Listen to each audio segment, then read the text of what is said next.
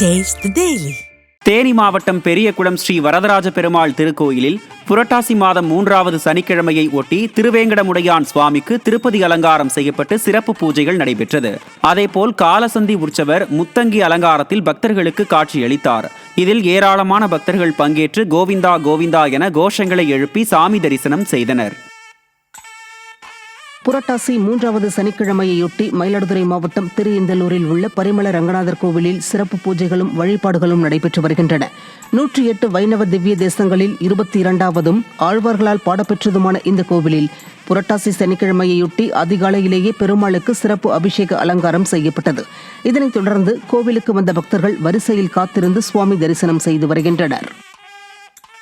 புரட்டாசி மாதத்தின் 3வது சனிக்கிழமையான இன்று சென்னையில் உள்ள வைணவ தலங்களில் காலை முதலே பக்தர்கள் கூட்டம் அலைமோதியது.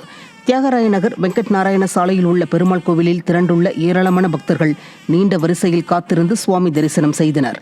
இதேபோன்று பார்த்தசாரதி கோவில், திருநீர்மலை ரங்கநாதர் கோவில் உள்ளிட்ட பல்வேறு வைணவ தலங்களிலும் பக்தர்கள் நீண்ட வரிசையில் காத்திருந்து வழிபாடு செய்து வருகின்றனர். புரட்டாசி மாதம் 3வது சனிக்கிழமையொட்டி கடலூர் திருவந்திபுரம் தேவநாத சுவாமி கோவிலில் திரளான பக்தர்கள் சுவாமி தரிசனம் செய்தனர். 108 வைணவ தலங்களில் ஒன்றான இந்த கோவிலில் அதிகாலை 3 மணிக்கு கோவில் நடை திறக்கப்பட்டு தேவநாத சுவாமிக்கு சிறப்பு அபிஷேக ஆராதனையும் விஸ்வரூப தரிசனமும் நடைபெற்றது. பின்னர் காலை 4 மணிக்கு மேல் பக்தர்கள் அனுமதிக்கப்பட்டதை தொடர்ந்து கடலூர், கள்ளக்குறிச்சி, விழுப்புரம், புதுவை மற்றும் சுற்று வட்டார பகுதிகளிலிருந்து வந்திருந்த திரளான பக்தர்கள் சுவாமி தரிசனம் செய்தனர்.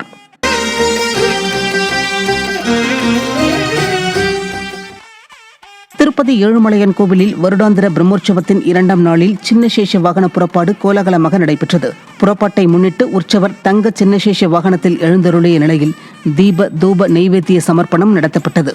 தொடர்ந்து பக்தர்களின் பக்தி கோஷங்களுக்கிடையே ஏழுமலையானின் சின்னசேஷ வாகன புறப்பாடு கோவில் மாட வீதிகளில் நடைபெற்றது.